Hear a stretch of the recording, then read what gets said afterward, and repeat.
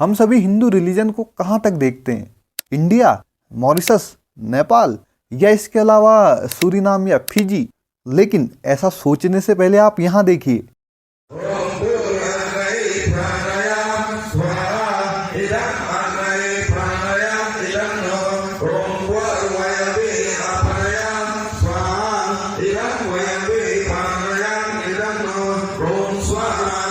ये इंडिया नहीं है।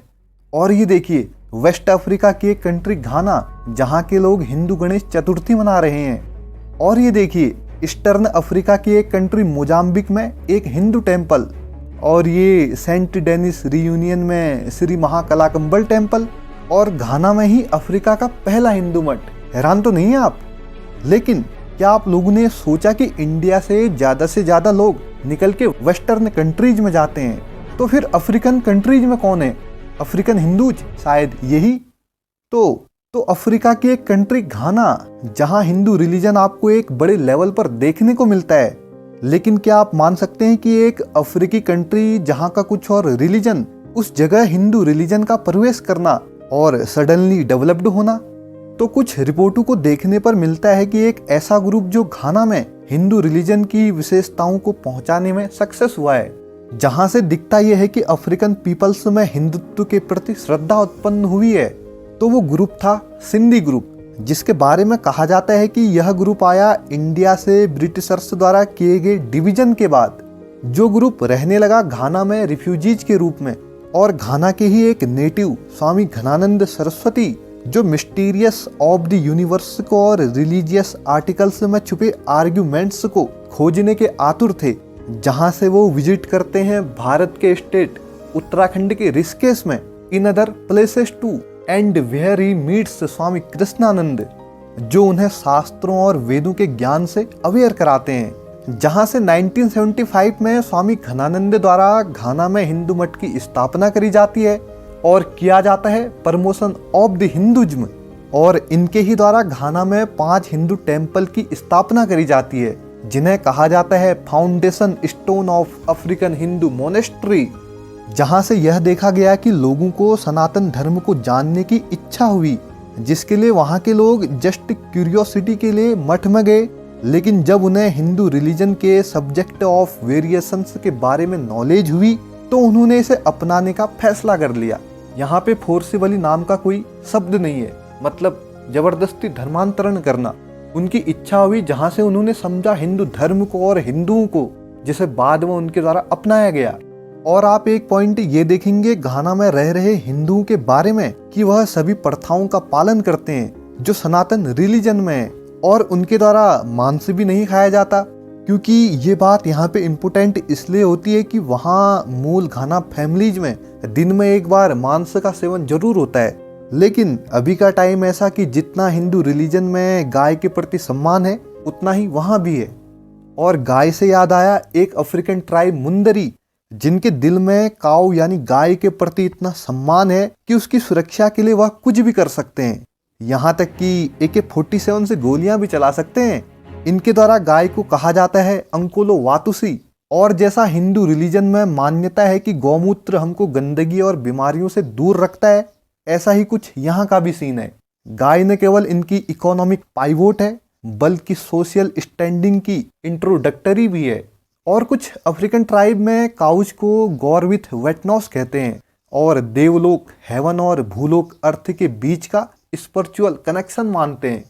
हाँ, तो बात थी घाना की, जहां 2009 की जनगणना में देखा जाता है कि केवल 12,500 हिंदू बस। अरे रुको, 2010 की हुई एक जनगणना में यह देखा गया कि संख्या बढ़कर 25,000 हो गई है। और अभी के टाइम पे 1.25 लाख अफ्रीकी हिंदू से ऊपर। और एक चीज और देखो, गॉड्स के रूप में ये हैं अफ्रीकन गॉड्स मामी वाटा, जिनकी पूजा करते हैं कई अफ्रीकी देश। और कुछ ये लॉजिक की हिंदू गॉड भगवान शिव थोड़ा बहुत एक जैसे, दोनों के गले में नाग। और देखिए, जैसा हमारे हिंदू रिलीजन में कहा जाता है कि भगवान शिव, जिनका आधा भाग माता सती और आधा भाग खुद शिव, और अफ्रीकन रिलीजन में मामी वाता, जिनके बारे में कहा जाता है कि यह मेल एंड फीमेल दोनों देवताओं को रेफरेंस करती हैं। ये तो सिर्फ एक सोच, और सोचते सोचते कहीं भी पहुंचा जा सकता है। लेकिन क्या लगता है आपको, कुछ चीज़ें सिमिलर तो हैं ही, अफ्रीकन कल्चर और इंडियन कल्चर, और थोड़ा कुछ हमारे हिंदू रिलीजन में होता है ना, अपने प्रीडिसेसर्स यानी पूर्वजों को याद करते हुए जमीन में जल छोड़ना, मतलब तर्पण करना, जिसे हम अपनी वैदिक हेरिटेज का अभिषेक कहते हैं या मानते हैं। ऐसा ही कुछ आपको देखने को मिलेगा अफ्रीकन कंट्रीज में, और कई ऐसी चीजें जिनसे लगता है हिंदू रिलीजन और अफ्रीकन ट्राइबल रिलीजन ब्रदर हैं। और कुछ और जानना चाहेंगे हिंदू रिलीजन के बारे में, वो भी अफ्रीका में। ये देखिए, ये इमेज है भगवान शिव की मूर्ति की, जहां आर्कियोलॉजिस्ट हैरान हैं कि ये शिवलिंग अभी तक यहाँ सुरक्षित कैसे रहा।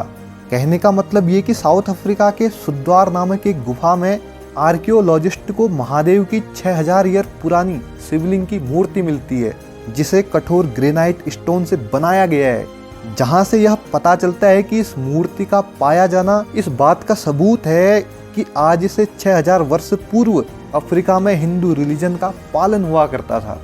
6000 साल पुराना। और यहाँ देखिए, कुछ अफ्रीकन तो अपने आप को कुसाइट्स भी कहते हैं, मतलब कि भगवान राम के पुत्र कुश के वंशज। और देखने को यह भी मिलता है कि इथोपिया के स्कूलों में जब कुश के पिता की बात होती है तो कुछ यूं देखने को मिलेगा कि राम नहीं बल्कि हैम देखने को मिलता है। और कहा जाता है कि अफ्रीका के लोग काफी समय तक राम शब्द को राम बोला करते थे, और धीरे धीरे आर विलुप्त हो गया और हैम बच गया। और हमारे हिंदू धर्म के अनुसार हम ये जानते हैं कि भगवान राम के दोनों बेटों लव और कुश को आधी आधी दुनिया मिली थी, जहां कुश के हिस्से में अफ्रीका का एक ऐसा हिस्सा आया जिसे कुश द्वीप के नाम से जाना गया। और यही नहीं, ड्रूसिला डंकी ह्यूस्टन की एक बुक में the wonderful Ethiopian of the ancient Cushite empire title यह दावा करता है कि अफ्रीका के भूभाग का प्राचीनतम नाम कुश द्वीप था, और जहां से वहां रहने वाले लोगों को कुसाइट्स कहा जाता है। ये रही कुछ सिमिलर सी बातें। और इतिहास तो आप जानते ही हैं कि मॉरिशस में कितनी अधिक संख्या में हिंदू हैं, और आप मानोगे कि मॉरिशस के फादर ऑफ नेशन भी इंडियन ओरिजिन के हैं, बिहार के। क्योंकि जब कई लेबरर्स अफ्रीका के कई हिस्सों में गए इंडिया से, ये समय था बिफोर इंडियाज इंडिपेंडेंस 1832 से 1920 के समय का, जब ब्रिटिशर्स द्वारा इंडिया के कई लेबरर्स को भेजा गया अफ्रीका में, और मॉरिशस में करीब 5 लाख के करीब। और वह लेबरर्स वहीं रहने भी लगे, जहां से कई डिकेड से आपको देखने को मिलेगा कि वहां के बड़े बड़े पदों पर इंडियन ओरिजिन के लोग बैठे हैं। और एक देश युगांडा, जिसका डिक्टेटर ईदी अमीन, जिसके बारे में हमने बात करी डिक्टेटर ईदी अमीन वाली वीडियो में, अगर आपने अभी तक नहीं देखी तो इसके बाद जरूर देखना, लिंक नीचे डिस्क्रिप्शन में मिल जाएगी। हाँ, तो युगांडा एक टाइम ऐसा जब वहां की जमीन में इंडियंस का एकाधिकार होने लगा। वैसे नहीं जैसा आप सोच रहे हो, बल्कि युगांडा की 90% इकोनॉमी को इंडियंस चलाने लगे। भारतीयों का युगांडा में बोलबाला होने लगा। लेकिन कुछ यूं हुआ कि ईदी अमीन ने कहा कि सारे भारतीय देश से चले जाओ, और जहां से युगांडा की इकोनॉमी कोलैप्स होने लगी। और इकोनॉमी को बचाने के लिए युगांडा गवर्नमेंट को 1992 में जिन्हें देश से बाहर भेजा उन्हें वापस बुलाना पड़ा। और उतनी तादाद में तो नहीं आए, लेकिन कुछ जरूर आए और वहां की इकोनॉमी को संभालने में मदद करने लगे। और बात रही घाना की, तो जहां भारतीय मूल से ज्यादा वहां के लोकल्स मंदिरों में जाते हैं, और शाम को चलती है आरती ओम जय जगदीश। तो ये रही कुछ बातें हिंदू रिलीजन के विस्तार की। इस वीडियो के माध्यम से आप लोगों तक